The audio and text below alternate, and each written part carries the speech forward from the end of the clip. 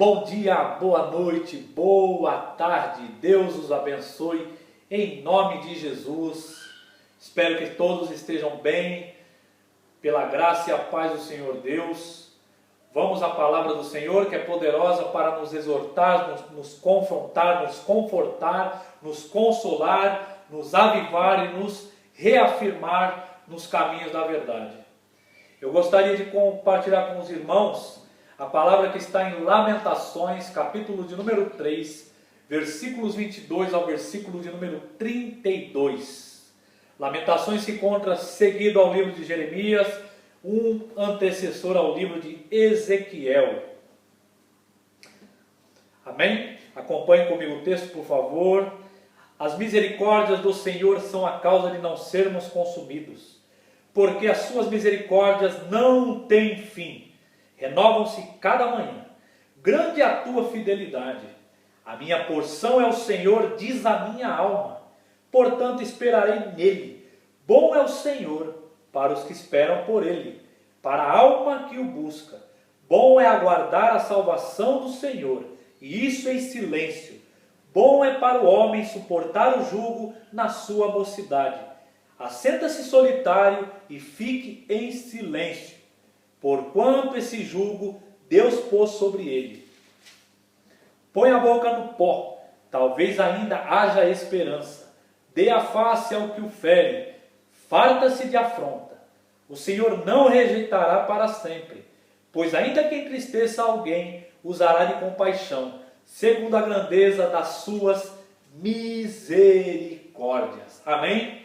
Que o poderoso Espírito Santo de Deus, pelo nome de Jesus, para a glória do Deus Pai, abra os nossos olhos espirituais, a nossa mente e o nosso coração para contemplarmos e sermos edificados pela poderosa e graciosa palavra de Deus.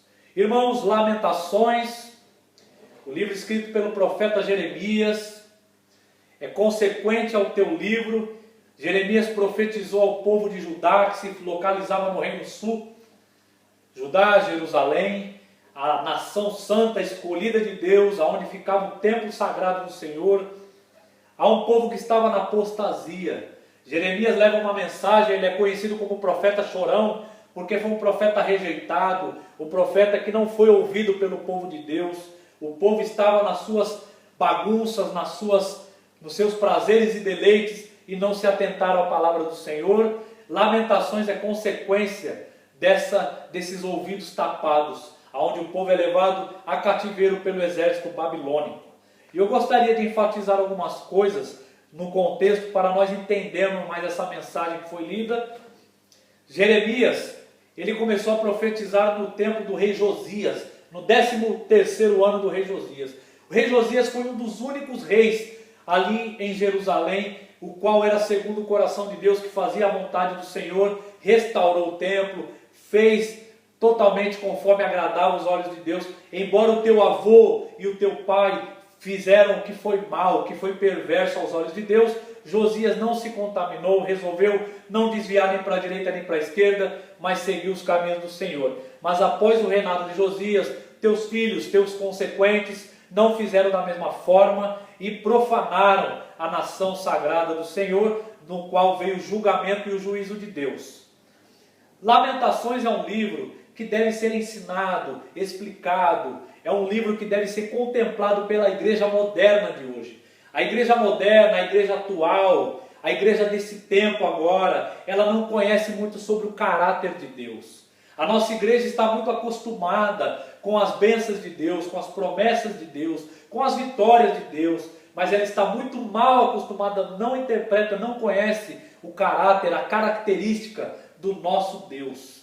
Então é importante notar que nesse livro de Lamentações, onde há 5 lamentos de Jeremias, no qual ele testificou, ele viu, ele vivenciou toda a desolação do seu povo e da tua nação, no qual eu e você estamos vendo hoje ao redor dos nossos olhos, na nossa própria nação e nos nossos próprios irmãos passando a mesma necessidade diante de um vírus que está assolando o mundo. Então essa mensagem será muito importante.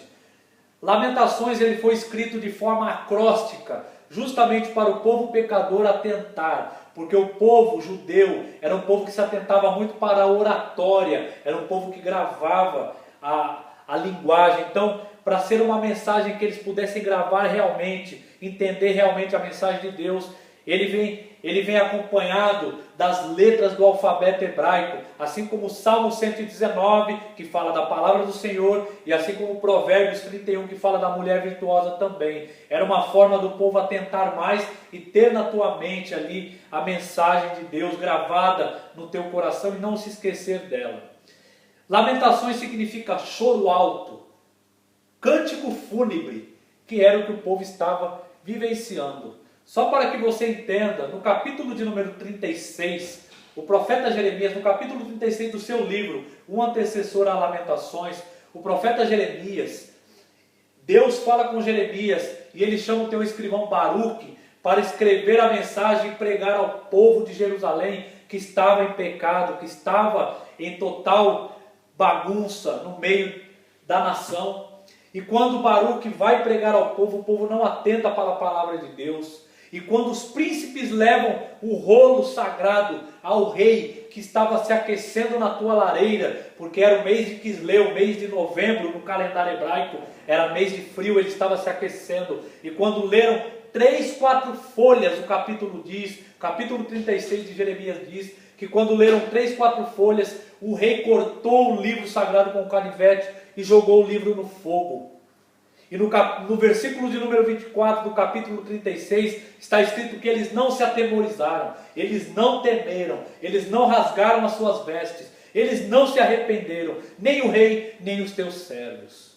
No capítulo de número 38, quando o rei já era Zedequias, Jeremias o alerta, dizendo para ele que a nação da Babilônia já havia tomado, já estava cercada toda Jerusalém e ele ia levar o povo cativo. E por que Zedequias tinha dado ouvido aos falsos profetas? Se você notar no teu versículo 14 aqui do capítulo 2 de Lamentações, está escrito assim, os teus profetas te anunciaram visões falsas e absurdas e não manifestaram a tua maldade para restaurar a tua sorte, mas te anunciaram visões de sentenças falsas que te levaram para o cativeiro. Quantas vezes, irmãos, a igreja atual, o mundo de hoje, está dando ouvido para mensagens falsas? Deus não abençoa o pecado. Deus, ele tira o pecador do pecado, mas ele odeia o pecado. Ele não pode ser injusto. Ele é justo, ele é santo, ele não tem comunhão com o pecado. Então Deus não abençoa aquilo que está em pecado. Ele pune, ele disciplina para que nós possamos entender quem ele é. E aqui havia muitos falsos profetas nesse tempo. Então no capítulo 38 do livro de Jeremias,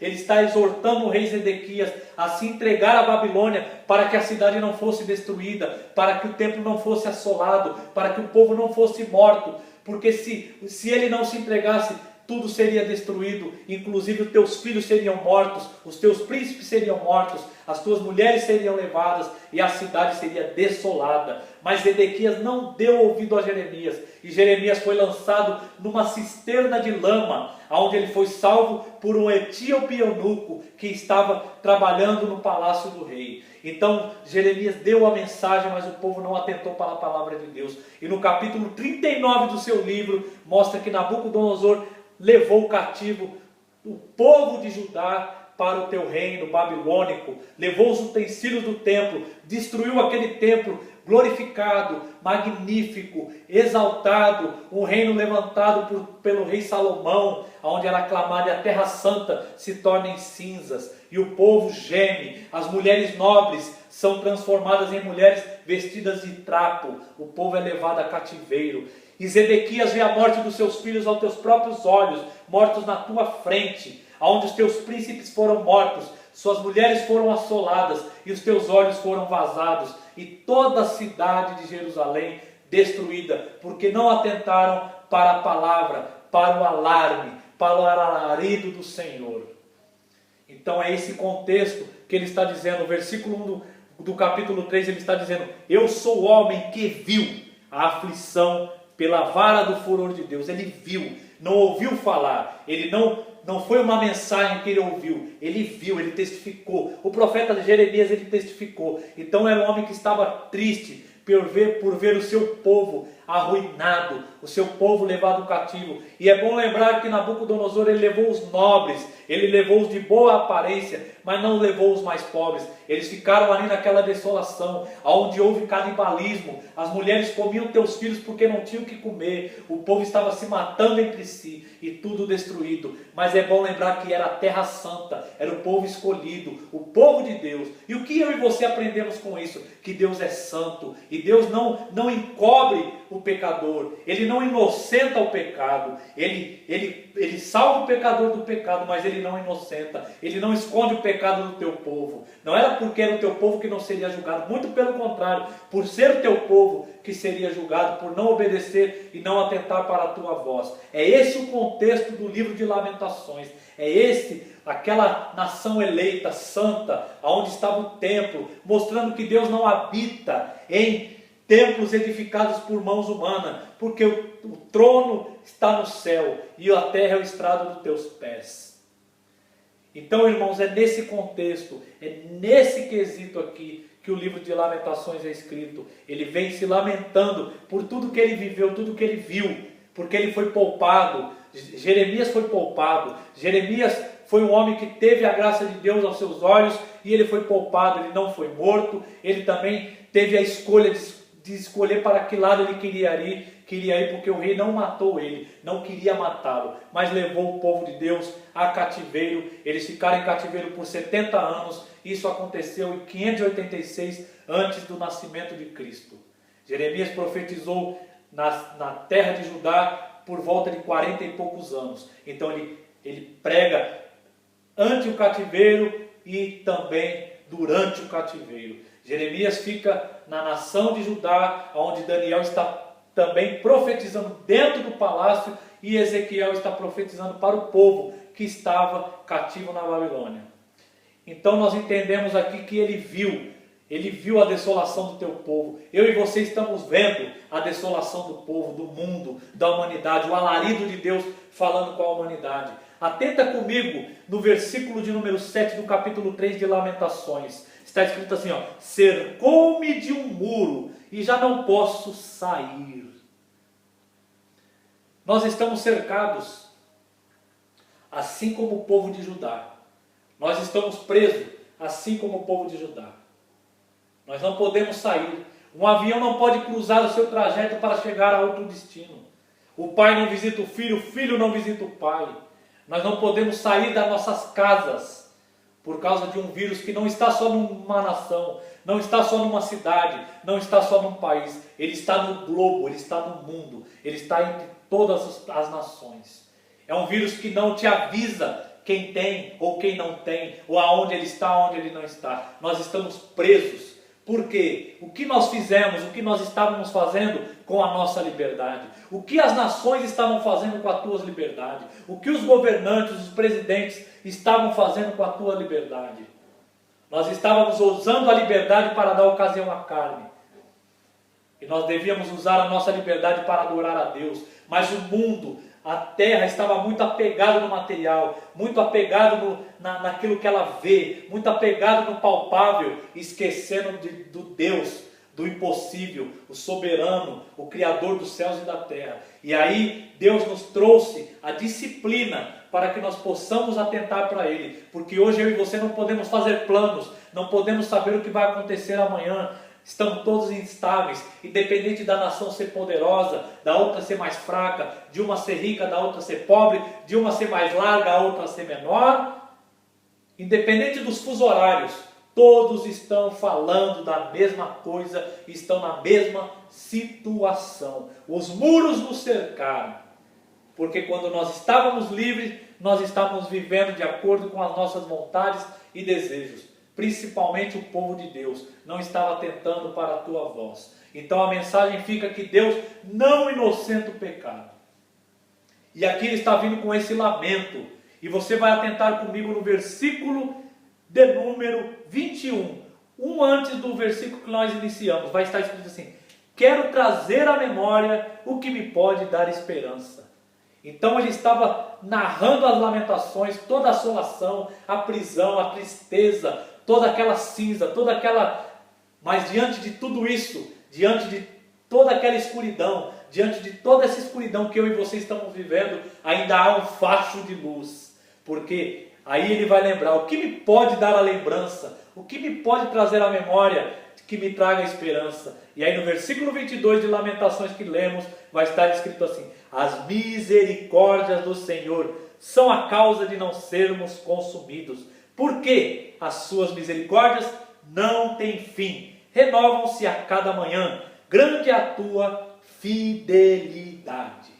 Aqui está a resposta, porque eu e você ainda temos a oportunidade de ver esse vídeo, porque eu e você ainda temos a oportunidade de tomar um copo d'água, porque eu e você ainda temos a oportunidade de esperar no amanhã, por causa das misericórdias de Deus. Não é por causa das nossas habilidades, não é por causa do que fazemos, do que somos, mas sim daquele que está em nós. Porque maior é aquele que está em nós do que aquele que está no mundo. Então, pelas misericórdias de Deus, que eu e você não somos consumidos. Agora é importante lembrar que o caráter de Deus, a fidelidade de Deus não está baseada em circunstâncias. A fidelidade de Deus, a atuação de Deus, a tua moral, o caráter moral de Deus não está baseado em circunstâncias, não está baseado em nós, está baseado no que Ele é. E Ele é definido. O amor de Deus é definido. Não é um amor que muda, o amor dele é definido. É por isso que o apóstolo Paulo diz assim em Romanos capítulo 11, versículo 36, porque dele e por meio dele e para ele são todas as coisas, a ele a glória eternamente. Amém. Então você vai notar aqui no versículo de número 23, grande é a tua fidelidade. A segunda carta a Timóteo, o apóstolo Paulo no capítulo 2, versículo 13, ele diz: se nós somos infiéis, ele permanece fiel, porque jamais pode negar a si mesmo. Deus não pode negar o seu caráter, ele não pode negar quem ele é. O teu nome está acima de todas as coisas. Então Deus não pode mentir, Deus não pode ser injusto e Deus não pode ter compartilhamento com o pecado, porque Ele é santo. E isso não interfere na tua soberania. O que isso mostra para nós é que a soberania de Deus não ausenta a nossa responsabilidade como filhos de Deus. E vamos acompanhar mais um pouco do texto. Espero que você esteja entendendo e esteja sendo edificado pela palavra. Quando diz aqui no versículo 23, as misericórdias de Deus, elas não têm fim, renovam-se a cada manhã, é uma oportunidade que eu e você temos, e essa oportunidade ela precisa ser notável. Porque muitas vezes, quando eu e você estávamos antes desse vírus, antes desse acontecimento, nós não estávamos notando muita coisa. Sabe por quê? Porque eu e você só notamos a falta da água quando a fonte seca. O ser humano, infelizmente, ele é assim. Então a mensagem de Deus é essa. As misericórdias de Deus elas se renovam a cada manhã. O que isso significa para mim e para você? Algo muito grande, algo muito importante. Número 1. O nosso passado é imutável. O que significa que o meu e o seu passado é imutável? Significa que o que passou nós não podemos mudar. Eu não posso mudar o que passou. Não adianta eu remoer o meu passado porque eu não posso mudar. Mas há algo muito importante. Se eu creio nele, se eu confesso ele e se eu tenho ele, ele perdoou as minhas iniquidades. Ele levou as nossas transgressões. E agora ele me dá a oportunidade de um novo amanhã. Por isso que o hoje se chama presente, onde eu tenho a oportunidade de tomar uma atitude diferente, porque a misericórdia se renova a cada manhã. Então o amanhã pode ser muito melhor do que hoje. Isso significa que esperar nele é tudo. Hoje nós estamos vivendo onde o homem não pode fazer nada, mas ele pode fazer tudo. É onde ele quer que nós mostramos a nossa dependência para que ele atue com a tua onipotência. Então é importante eu e você notar o que? Embora governantes, embora reis, embora príncipes, embora partidos políticos estejam determinando cada coisa, você nota comigo, e não é difícil de notar, que as coisas estão mudando, está fora do controle do homem, porque está no controle de Deus. Quando acaba para mim e para você, começa para Deus. Aonde a ciência termina onde a fé começa. A ciência ela termina onde a fé começa. É por isso que o remédio remedia, mas só Deus cura. Então nós precisamos entender isso, esperar em Deus. Por quê? Porque não significa que determinada coisa está hoje pelo homem, que ela vai ser a mesma amanhã. Porque a ele pertence, dele é o amanhã. Só ele, eu e você não podemos fazer planos. Quantos planos as pessoas fizeram no começo desse ano? Quantas agendas estão aí cheias de metas, de processos para serem tratados desse ano? E não foram cumpridas porque a ele pertence o amanhã e não a mim e a você. É o que diz em Tiago capítulo 4, no final do seu capítulo. Que nós não podemos dizer, viajaremos para tal lugar e ali faremos lucro e se proveremos dessas beneficências. E aí ele diz, se Deus não quiser, nós temos que dizer, se for a vontade de Deus, aí nós iremos e faremos tal coisa. Porque se não for a vontade dele, ninguém faz nada. Não importa o dinheiro que você tenha, o status que você tenha, o nome que você tenha. Nota a mensagem, não é diferente daqui. Havia reis em Jerusalém, havia homens poderosos, as suas coroas viraram pó, os seus tronos caíram, viraram cinza. O templo foi destruído, os muros da cidade caíram e toda aquela nação virou pó, virou cinza, virou choro, virou lamentação. Por quê? Porque quando você não obedece, você lamenta. Então as nossas misericórdias estão em Deus, a nossa esperança está em Deus. Por isso que Jeremias, no capítulo 17, versículo 5 e o versículo 7 diz assim, maldito o homem que confia no homem, e cuja força está na carne, mas bendito aquele cuja esperança é o Senhor. Então a nossa esperança é esse Deus poderoso, e é onde nós devemos se agarrar. E muito mais nós cristãos, que muitas vezes estamos mais apegados nos reis, nos príncipes dessa terra, esperando alguma atitude deles que trará benefício para mim e para você. E eu sinto lhe dizer que não virá se não for da vontade de Deus. Então se você não esperar em Deus, você vai se frustrar, vai se angustiar, vai se deprimir e vai se prostrar para o homem. Porque o homem não tem nada a lhe oferecer, a não ser o Deus que é dono dos céus e da terra. Isso não é jargão, isso é a palavra. Então vamos atentar para mais algumas coisas aqui. Olha o que ele diz no versículo 25 em diante. Bom é o Senhor para os que esperam por Ele, para a alma que o busca. Bom é o Senhor para os que esperam por Ele. Para quem que Ele é bom? O texto está dizendo. Há um contraste nesse texto aqui muito grande. Há um contraste entre o pecado e a maldade do povo e há um contraste entre a bondade e a misericórdia de Deus. Aqui Deus está mostrando para quem Deus é bom. Para os que esperam nele, para os que o buscam. Quer dizer, se eu não esperar em Deus, como que eu vou ver a bondade dele? Se eu não buscá-lo, como que eu vou sentir a bondade dele na minha vida?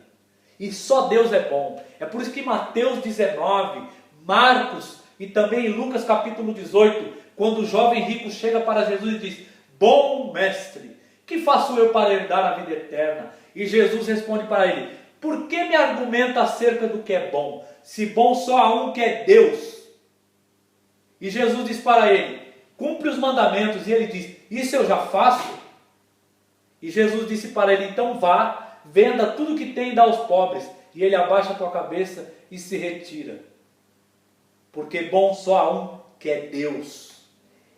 E por isso que em Jeremias capítulo 29, versículo 12 e 13 está dizendo assim, ó, me invocarei e orarei a mim, e eu vos ouvirei, e buscar-me-ei e me acharei, quando me buscares de todo o coração. Eu e você estamos buscando a Deus de todo o coração? É uma pergunta, de espírito e verdade. Esse momento que nós estamos passando, embora é triste, perigoso e muito comovente, é um momento de oportunidade. É um momento de oportunidade, porque a crise para Deus não significa só destruição, como aconteceu aqui com o povo. A crise aqui significa oportunidade. É por isso que o profeta diz, quero trazer à memória o que me pode dar esperança, porque para Deus não há o fim, para Deus não acabou. Quem dá o último capítulo da tua vida e da minha não somos nós, é Deus. Quem põe o ponto final na tua vida não é eu e você, é Deus. Por isso que o Salmo 139, versículo 16 diz assim, os teus olhos me viram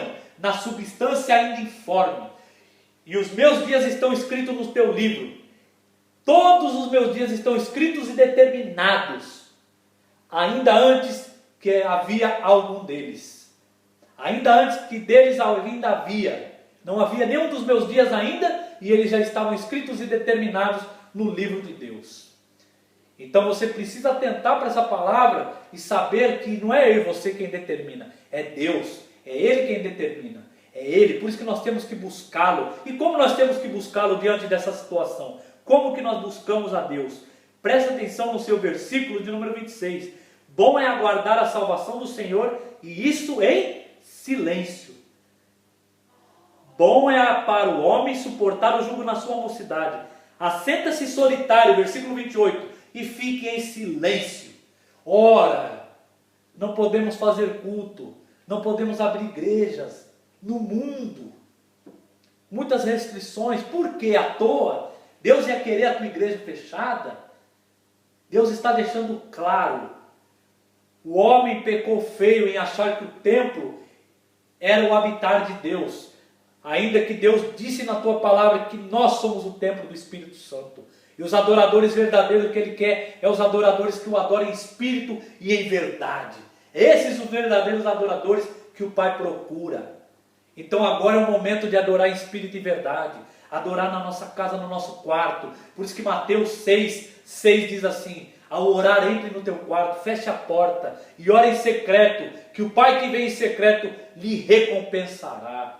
É agora que Deus está vendo quem é a igreja, quem verdadeiramente é um vaso de honra de Deus. E um detalhe importante na busca do Senhor, que eu e você precisamos notar, é convidar a Jesus para estar em nossa vida, e não só clamá-lo na hora da calamidade. Embora Ele nos ouça, Ele nos ama, a tua misericórdia se estende, ela se renova, mas nós precisamos convidá-lo. Quando Jesus transforma água em vinho, em João capítulo 2, nas bodas de Caná da Galileia, o texto bíblico diz que Jesus tinha sido convidado. Ele não estava ali só na hora que o vinho acabou, ele não estava na hora só do problema, mas ele havia sido convidado. Convide Jesus para a tua vida e você verá Ele transformar a tua água em vinho, porque Ele é fiel. Então nós vimos que temos que buscar a Deus em silêncio. E outro atento que eu dou para você, como nós vimos desde o começo, a palavra de Deus ela é fiel, ela é fidedigna, ela precisa confrontar e confortar a nós. Se ela não nos confrontar, nós não mudaremos, porque nós temos dificuldade com a palavra mudança. A palavra de Deus não serve para matar a nossa curiosidade, mas para transformar a nossa vida. Não é o quanto eu conheço, é o quanto eu obedeço, é o quanto eu me transformei, é o quanto eu sou uma nova criatura em Cristo Jesus. E eu quero atentar um texto que está em Hebreus capítulo de número 12, versículos de número 11 ao versículo de número 13. Preste atenção comigo o que está escrito. Toda disciplina com efeito, no momento não parece ser motivo de alegria, mas de tristeza. Ao depois, entretanto, produz fruto pacífico aos que têm sido por ela exercitados, fruto de justiça.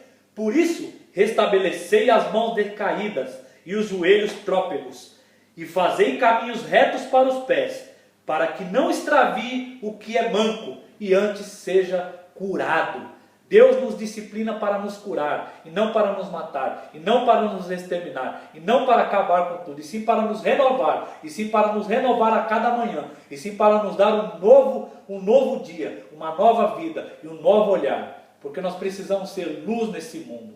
E preste atenção em Apocalipse, capítulo de número 20, para que você veja como você deve buscar a Deus em silêncio. Embora você esteja numa igreja, embora você esteja em congregação, embora você esteja em multidão louvando a Deus, que não é errado, é maravilhoso fazer isso. Mas preste atenção quando fala do juízo de Deus, do versículo 11 do capítulo 20 ao versículo 15 de Apocalipse. Está escrito assim, ó: eu vi um grande trono, branco, e aquele que nele se assenta, de cuja presença fugiram a terra e o céu, e não se achou lugar para eles. Vi também os mortos, os grandes e os pequenos, postos em pé diante do trono. Então se abriram os livros, ainda outro livro, o livro da vida. Foi aberto e os mortos foram julgados segundo as suas obras. Segundo as suas obras. Presta atenção. Conforme o que se achava escrito nos livros. As minhas obras e as tuas obras estão escritas nos livros de Deus. Deu mar os mortos que nele estavam. A morte e o além entregaram os mortos que neles havia. E foram julgados um por um, segundo as suas obras. Então a morte e o inferno foram lançados para dentro do lago de fogo. Esta é a segunda morte, o lago de fogo. E se alguém não foi achado escrito no livro da vida, esse foi lançado para dentro do lago de fogo. O versículo 13, irmãos, está dizendo assim, ó, e foram julgados um por um. Vai ser julgado face a face, um por um. Dá conta daquilo que fez. Ninguém vai poder te ajudar. Ninguém vai poder ser seu advogado, porque o advogado é Cristo Jesus. Então você precisa servir a Deus no teu íntimo, no teu coração, independente se você é rejeitado, independente se você é oprimido, independente se você é escarnecido pelas pessoas, independente, não seja Maria vai com as outras. Adore ao Senhor, porque na hora do julgamento é você e Deus. Preste atenção nessa palavra, ela é poderosa. Vamos atentar para algumas coisas aqui. No versículo de número 29. Põe a boca no pó, talvez ainda haja esperança. Queridos irmãos, eu vou tentar ser um pouco mais rápido. Presta atenção como que esse mundo trabalha. Deus não atenta para a aparência, mas Ele olha para o coração.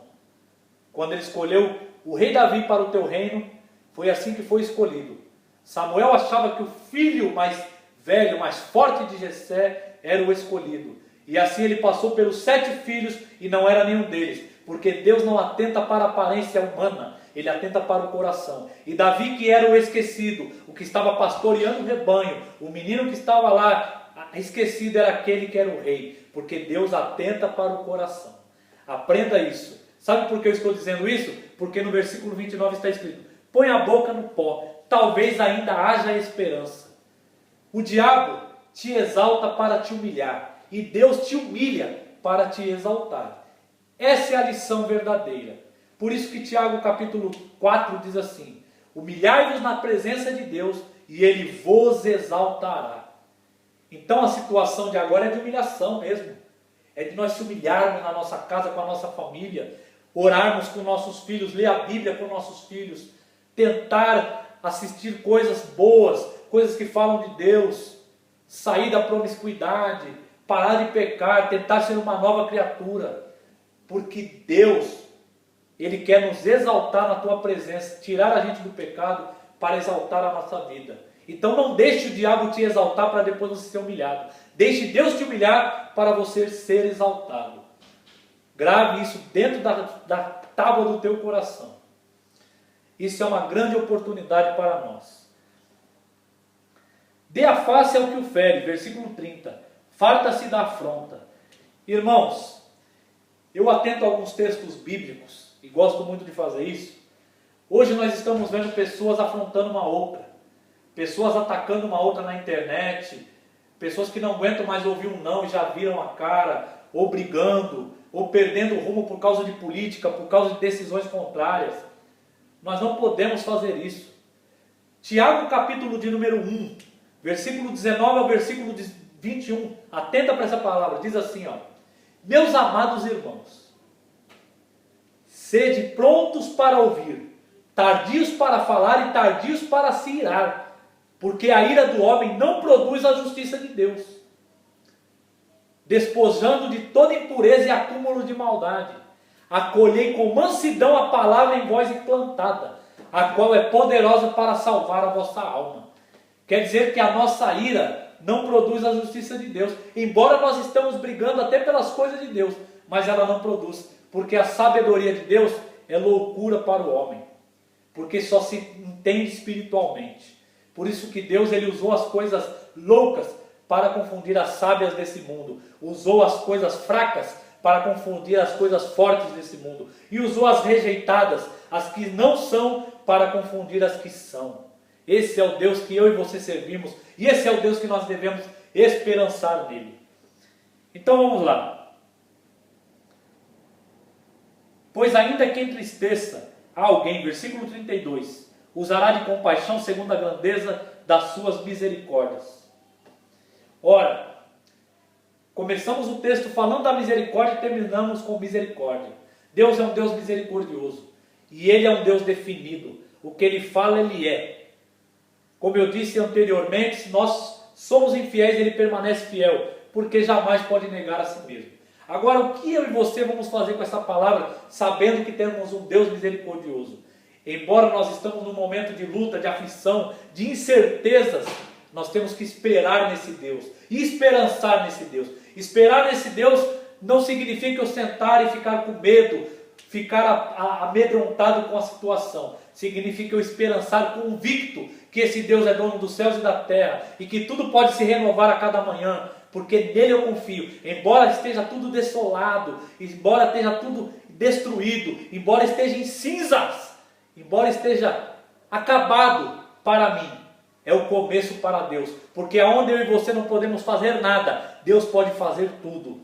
Provérbios capítulo 3, versículo 5 ao versículo 7 diz assim: confia no Senhor de todo o teu coração e não te estribes no teu próprio entendimento. Confia nele todos os teus caminhos e ele endireitará tuas veredas. Não seja sábio aos teus próprios olhos. Tema ao Senhor e aparta-te do mal. Agora é hora de temor. Temor a esse Deus poderoso. Temor a esse Deus maravilhoso. Temer esse Senhor. Como eu temo ao meu Deus? Eu ajo com prudência. A minha fé age com prudência. Eu tomo cuidado com as minhas decisões, com o que eu vou falar, com o que eu vou ouvir, com aquilo que eu vou assistir, aonde eu vou caminhar, o que eu vou fazer, as minhas atitudes a tomar. Então Deus é um Deus fiel. Ele é fiel e Ele zela por mim e por você. Vamos se apegar às tuas asas. Não ande em trevas, o mundo está em trevas. É claro e nítido que o mundo está em trevas. Mas Jesus disse assim em João capítulo 8, versículo 12: eu sou a luz do mundo, e aquele que me segue não andará em trevas. Pelo contrário, terá a luz da vida. Porque aonde há trevas, aonde há cinzas, aonde está escuro, há um facho de luz, há um facho de esperança. É o que o profeta diz aqui no versículo 21. Quero trazer à memória o que me pode dar esperança. As misericórdias do Senhor são a causa de não sermos consumidos. Você e eu não será consumido pelas misericórdias do Senhor. Por quê? Porque elas se renovam a cada manhã. Aleluia! Nós temos que crer, irmãos. O mundo está em cinza, o mundo está negro, mas eu e você estamos na luz de Cristo Jesus. Nós precisamos permanecer. Deixa eu ver se tem mais algumas anotações a falar. Assim, importante. Eu e você precisamos se render, pôr a cara no pó agora, rasgar o nosso coração a Deus, adorarmos e se entregarmos a Deus. Lembra que o teu amanhã, o teu ontem você não muda, o teu passado é imutável, você não muda ele, mas o teu hoje você tem a oportunidade de mudar. Lembra que você dará conta das tuas obras para Deus, um por um. Ninguém vai poder te ajudar, principalmente aqueles amigos que te afastam de Deus. Eles não vão poder ser o teu advogado nessa hora.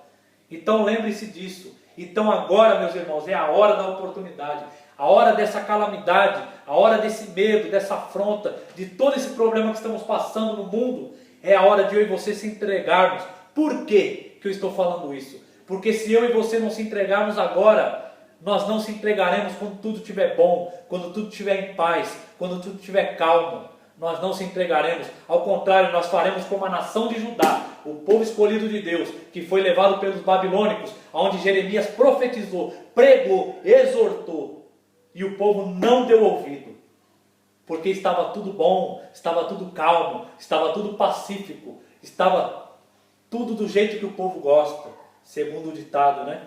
Então a hora de buscar o Senhor agora, se arrependa. Se arrependa agora. Essa pregação aqui não é brincadeira de culto. Eu não estou brincando de palavra aqui. Eu sei o Deus que eu sirvo. Eu sei o Deus que está na nossa vida. Eu sei o Deus que nos ama. Ele é poderoso, Ele é fiel para cumprir. Ele é fiel para nos resgatar. Ele é fiel para mudar o nosso amanhã. Porque o amanhã a Ele pertence. Não pertence a mim nem a você, mas a Ele pertence. Outro detalhe importante. Quem está em Cristo, quando vai pecar, olha para o alto. Quando sente vontade de pecar, olha para o alto e não peca. Agora, quem não está em Cristo, olha para os lados. Não atenta para que tenha um Deus vendo a todo momento o que você está fazendo. Então lembre-se disso. O temor do Senhor é esse. Quando o pecado vem me tentar, quando algo contrário que Deus não gosta vem me tentar, eu olho para cima. Agora, quem não está em Cristo, olha para os lados. Porque não percebe que tem um Deus olhando você 24 horas.